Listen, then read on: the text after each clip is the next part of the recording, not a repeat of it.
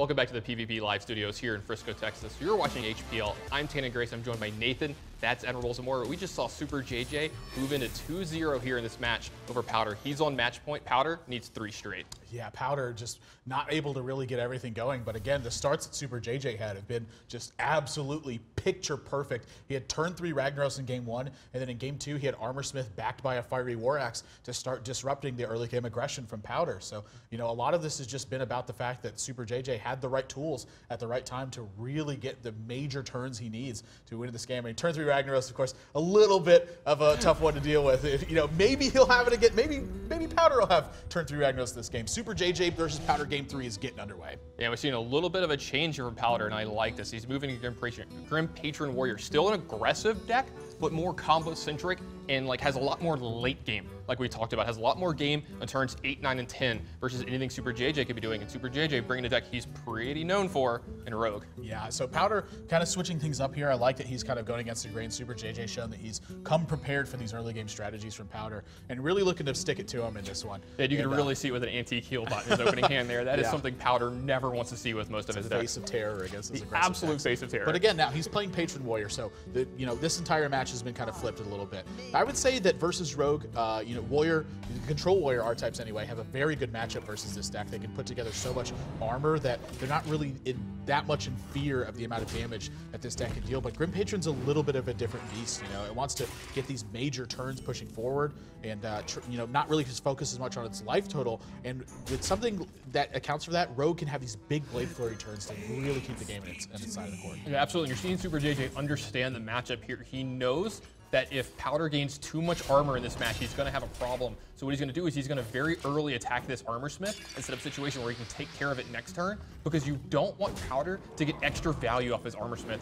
and especially when he has something like Acolyte of Pain in play. You don't want him gaining extra life off cards like Whirlwind and Deathbite and stuff like that. Because well, there's the second Armor Smith. Yeah, this looks like an unstable goal Armor Smith turn to me. Second Armor Smith, so difficult for certain kinds of decks to deal with. You know, combo-centric decks are very worried about 2 Armor Smiths because it just gives them so much leverage to be able to keep their life total in a spot where there's nothing you can really do to threaten them in that spot. But Superjj doesn't have something like a Blade Flurry in this spot. He's going to be forced to give Powder a lot of armor if he wants to start chewing through these minions. I mean, he does have Sap in his hand. Yeah, but so you might even see him sap this turn. There's a chance. It matters what Superjj thinks he can do. Yeah, I was going to say, you have to sap the Ghoul here and start taking care of these Armor Smiths one by one, which you could do very cleanly here with Eviscerate and then attack with your knife. You cannot let these sit on the board. Not only will they deal damage from you and take away your attention from what's really happening from Powder's deck, if he gains too much armor, you can't even kill him anymore. Yeah, I mean, I do agree this is what he has to do.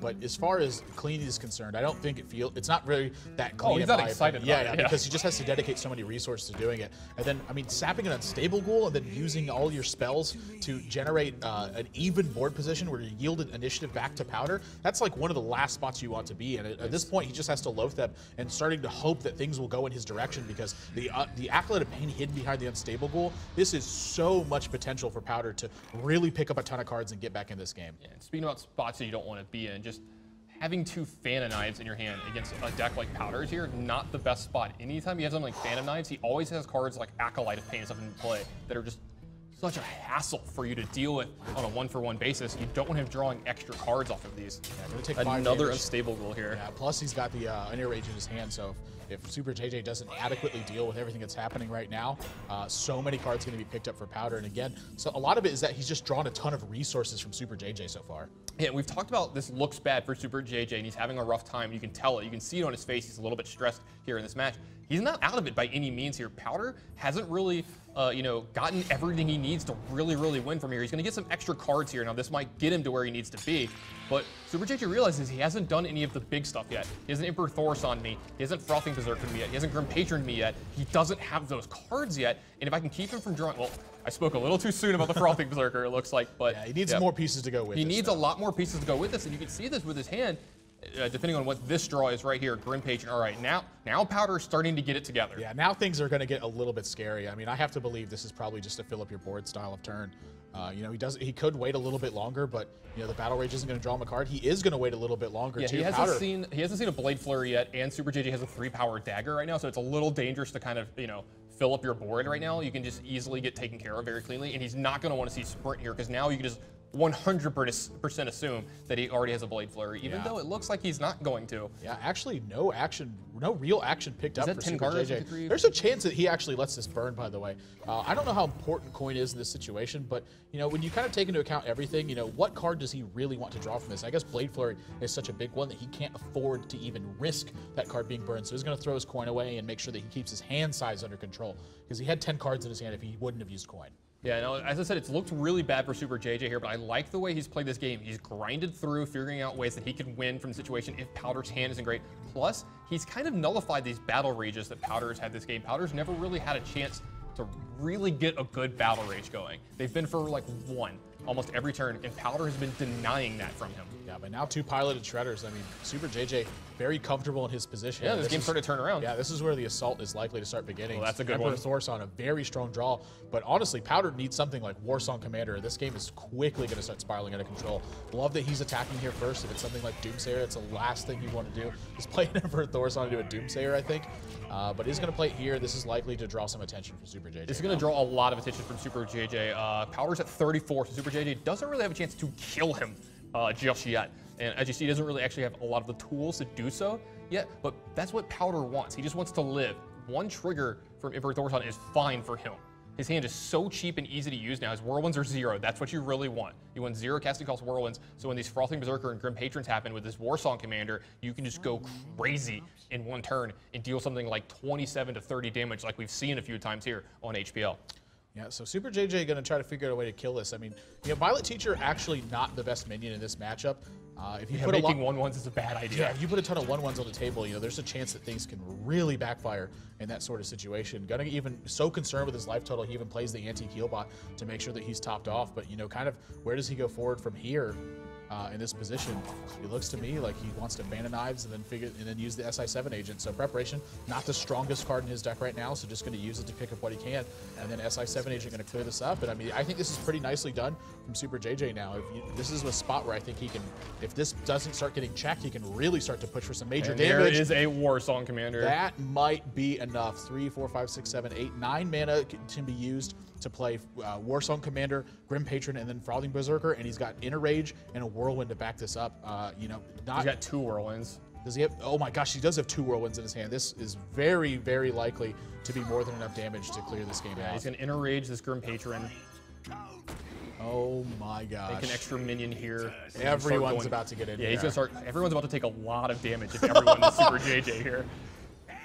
Yeah, a lot of damage is about to get dealt. Hold on, boys and girls. We've seen this. We've seen a full HPL. 30 turn again. It looks like we might see another one here. We've tried to count in this position before. It just doesn't work very well. I mean, really, it's more of like a feel. Like Powder's been in this situation. We'll see if he remembers to attack for 5 here before Whirlwinding.